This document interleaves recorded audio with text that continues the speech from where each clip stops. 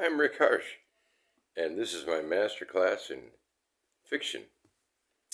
You can skip this ad in 3 days. You know, a lot of people don't have much food on their table, but they got a lot of forks and knives. Watch out, they got to cut something. I think that was Bob Dylan, and he may have been influenced by Woody Guthrie on that one. I can't remember. But I promised another episode on race. And tell you one thing that made me feel good about leaving the United States is that one thing I always hated is that no matter what city you move to or go to visit, there's a racial divide. I remember, going to Nashville one time, and I remember that our car broke down at the first exit or something. I was with my ex-wife and a friend going to find his wife, who was going to the University Vanderbilt, and our car broke down, and we made it just off the highway and into the first neighborhood we saw, and or the first neighborhood that was by the highway. We got our stuff out of the car and started heading towards what we figured was closer to central Nashville or wherever Vanderbilt was or whatever. All I remember is we had to walk, and it was about 8:30 in the morning, which was a good thing. But within seconds, my urban feelers were out, and I noticed we were getting a lot of strange looks, and that me and my friend were the only black people. My wife was Asian from Hong Kong. She was Chinese. But every car that drove by, it seemed, would, whoever was in it would look at us funny. And, the neighborhood seemed a bit run down. And we were on a main street, it seemed. That was good. But I was saying, let's just walk a little faster, not obvious fast, but I think we're in a pretty bad neighborhood, a place we shouldn't be. And they were making fun of me, like, come on, Rick, Jesus Christ, you're paranoid. And eventually we got out of that neighborhood. And my friend called a towing company so somebody would take care of his car and take it to a garage, whatever. And, he went with the guy. And the guy told him, you're lucky you got to us so early because, we don't go into that neighborhood after about 8 at night.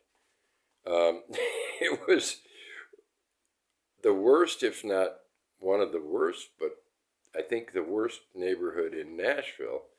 And I could tell it by the color of the people and the clear indications that this was not a middle-class neighborhood. This was a poor neighborhood. And, they didn't have the experience. I've been to Hong Kong, and as the only white person I would see much of the time, the most interesting thing was that I was also the tallest. So they have a great public transport system there. Very crowded, but you can always get on. Cheng to some sambon, please mind the door, was what they said when you got to a train or when a train made a stop. Never forget that. Cheng to some sambon, please mind the door. Cantonese, I guess. Chow hoi kai dai. That's from Jack Nicholson in Chinatown, and it means something like fuck off, asshole. But back to the big city thing, and there was never any concern on the part of me or my wife about what neighborhoods we were in. We were in Kowloon in Island, and maybe there is a bad neighborhood somewhere there where we could have gotten in trouble, but if there was, it was not defined by race. I had had the experience at about 20 years of age. I went from La Crosse, Wisconsin to a conference in Boston, Massachusetts. And I knew that what I was going to do, I had a whole week there, and it was paid for, that I was going to go to the minimum number of paper readings I could, which was 4, and spend most of the time checking out Boston. And so I went to a guy, a professor who taught statistics, who had grown up in Boston, and he was nice enough to tell me all about the city, and don't go to Roxbury. That's the black ghetto, and it's pretty close to the downtown. So I said, just be careful about that, and otherwise you can go pretty much anywhere. And he told me, about the No Name restaurant, a restaurant I think near or on a pier, where you could get a fantastic seafood meal for $6 or $7, throwing in a beer. And so I spent the whole time walking around. But I started my venture on a Sunday morning. And, I got up early, all excited to walk all over Boston. And I knew Roxbury was nearby. I had to go the opposite way. I got mixed up. And I walked about 3 blocks into the Roxbury neighborhood. And this kindly black woman walked up to me and said, I think you're going the wrong way. You need to turn around and go straight back that way, which was the way I had come. Now there is a black woman telling me, you, a white man, are not going to enjoy your time in this neighborhood, or there's a good chance that, things won't go well for you.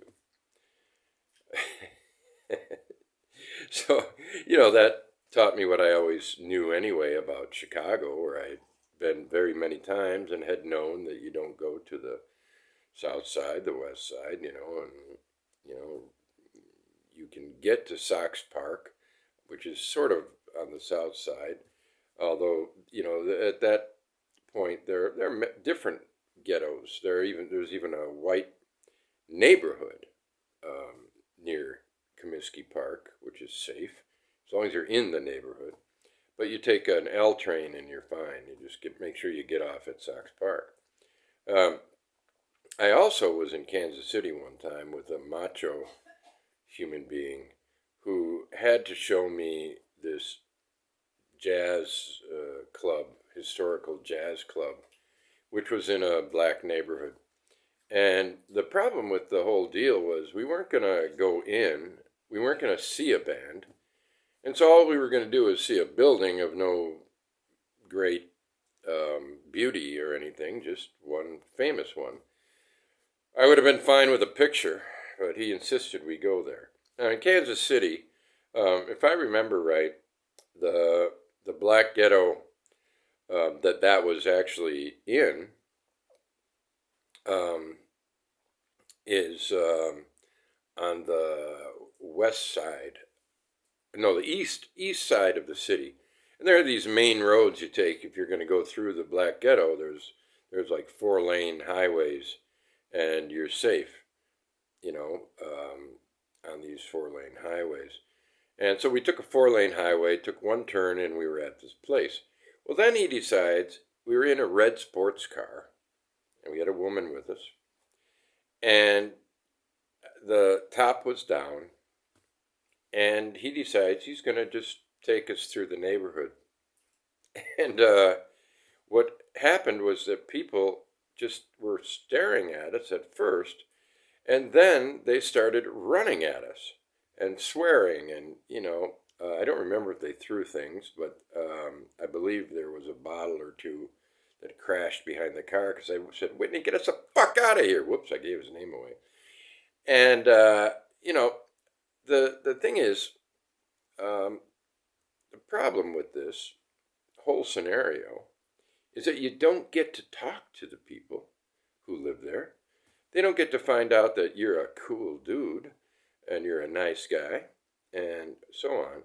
But they're poor people who are living in an area that's been poor forever, or at least since they started regulating the neighborhoods in the northern cities. They wanted a lot of black people to come up and work cheap, but they wanted them to live in one space. And these are the ghettos that still exist in the north, which is why actually the south is probably a little easier on the white man who doesn't give a damn what color people are. So that's the U.S. experience. So now, what does that mean for a writer? What it means for a writer is I can write about what it's like to be threatened or feel threatened in a black neighborhood, but I can't write about the black neighborhood because I don't know a goddamn thing about the black neighborhood. I mean, I suppose I could do a broad satire, but this is the rare case that write what you know is a pretty sensitive issue, and you ought to stick with it, I think. And again, the main thing to take away from this is that these are places that were arranged by powers, white people in power, in big cities that needed cheap labor and free slaves freed, and so that they could migrate north and work for the lowest possible wages, but live separately. Even in my lifetime, black families that tried to move into white suburbs that were middle class had windows broken and so on and were driven out. This happened several times during my lifetime in the Chicago suburbs. So there's not much food on the table, but there's a lot of forks and knives. Watch out, they gotta cut something.